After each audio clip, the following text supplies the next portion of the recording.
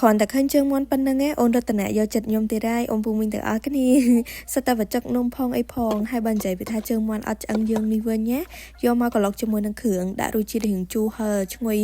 លក្ខូចផងឈ្ងុយខ្ទឹមសខ្ទឹមក្រហមផងបើនិយាយពីថាមាត់អូនរតនាក៏ដឹងដែរអូនពូមីងញ៉ាំជើងមាន់មួយម៉ាត់ហ្មងសំខាន់តែពីទៅអត់ភ័យមួយឆ្អឹងទៀតណាថ្ងៃនេះចង់មកធ្វើជើងមាន់អត់ឆ្អឹងរបស់បងប្អូនហើយគ្រឿងផ្សំខ្ញុំមានប៉ុណ្្នឹងឯងជាដំបូងយើងមកដាំទឹកឲ្យពុះជាមុនសិនទៅហើយយើងចាប់ផ្ដើមរៀបចំបកជាមួយនឹងខ្ទឹមសយើងឲ្យហើយបើនិយាយពីអូនរតនាវិញថ្ងៃនេះដូចអារម្មណ៍ល្អដល់ហើយអូនពូមីងមើលឃើញអញ្ចឹងអត់និយាយទៅទាំងពីរអ្នកបងប្អូនហ្នឹងចង់ឲ្យយើងលេងមួយណាអូនពូមីងអើយចង់ឲ្យនិយាយលេងមួយអីអញ្ចឹងទៅកន្លែងមើលទឹកយើងវិញបន្ទាប់ពីពុះហើយខ្ញុំដាក់អំបិលចូលបន្តិចហើយដាក់គ្រឿងកុលខៃលខូចសើចអីនឹងចូលដើម្បីឲ្យកាន់តែឈ្ងុយបន្ទាប់មកយើងដាក់ជើងមាន់ចូលស្ងោររយៈពេល5-10នាទីអីអញ្ចឹងទៅ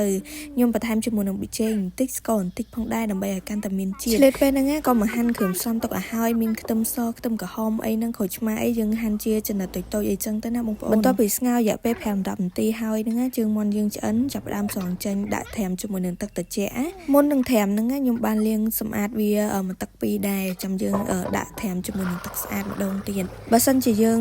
ស្រង់ពីឆ្អិនភ្លាមហ្នឹងយកមកបកឆ្អឹងចេញភ្លាមគឺថាអត់កើតទេសាច់វាគឺរៀងអលេះមកបងប្អូនបន្ទាប់ពីយើងត្រាំមើលតែជើងមាន់យើងឡើងរឹងហើយហ្នឹងចាប់ផ្ដើមយកមកដកឆ្អឹងបានហើយជាដំបូងហ្នឹងយើងឆូតកន្លែងម្រាមវាបងប្អូនបន្ទាប់មកយើងចាប់ដកឆ្អឹងវាបែបហ្នឹងទៅលក្ខណៈថាងាយស្រួលដែរហ្នឹងមិនសូវជាពិបាកទេបងប្អូនគ្រាន់តែយើងរៀងចំណាយពេលយូរក្នុងការដកឆ្អឹងវាបន្តិចតែបើសិនជាដកហើយបានញ៉ាំគឺថាជក់មាត់មែនតើហ្មងបន្ទាប់ពីដកឆ្អឹងកន្លែងម្រាមអស់ហើយហ្នឹងយើងចាប់ផ្ដើមឆូតកន្លែងតម្រង់ជើងវាតែម្ដងហើយយើងរៀងឆ្កៀវាបែបហ្នឹងទៅបន្ទាប់មកលក្ខណៈថាយើងទុកកន្លែងកលេសវាបងប្អូនហើយយើង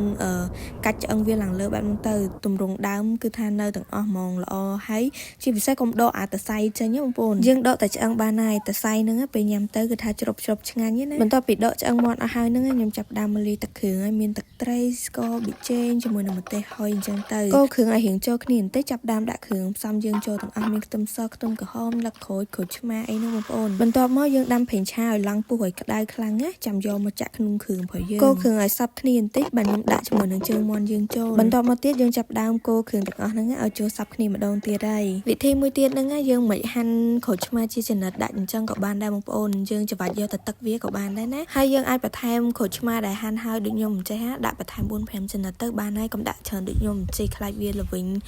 បងអត់ចេះញ៉ាំអីអញ្ចឹងទៅដោយសារក្រូចឆ្មាហ្នឹងសបកវាគឺរៀងល្វីងកន្លែងមកមើលជើងមាន់យើងវិញគឺបានធ្វើរួចរាល់បងប្អូនដល់ពេលយើងយកឆ្អឹងចាញ់បងប្អូនហើយឡើងតំណមែនតែនហ្មងជើងមាន់យើងឡើងទាញហ្មងដាក់ចូលនិយាយវាថាជាតិហើយមកចាំហត់ទៅពីឆ្អឹងអីមើលលេបទឹកមាត់មុន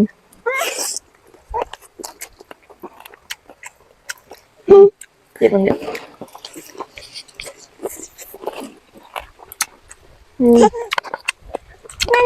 អត់ដៅហ្មងបងប្អូនជើងមាន់ពេលយើងដកឆ្អឹងហើយបងប្អូនញ៉ាំចូលមាត់បែបនេះទៅលក្ខណៈថាមួយម៉ាត់ទៅពីទៅអាលាយចូលក្នុងមាត់ហ្មងឆ្ងាញ់ជាងអាមានឆ្អឹងគុណនឹង2គុណនឹង3បងប្អូនហើយជាតិសាហាវហ្មងសំខាន់ណាឡើងទាន់ហ្មងហើយវីដេអូខ្ញុំថ្ងៃនេះគឺមានតែប៉ុណ្្នឹងទេបើសិនជាមានខុសឆ្គងត្រង់ណាក៏សូមការអធិស្ឋានពីពុកម៉ែបងប្អូនទាំងអស់គ្នាផងដែរជូនពរបងប្អូនមានសុខភាពល្អតែណាមិនណាសូមមានសុខសុវត្ថិភាពអរគុណជម្រាបលាជួបគ្នានៅវីដេអូក្រោយទៀតបាយបាយ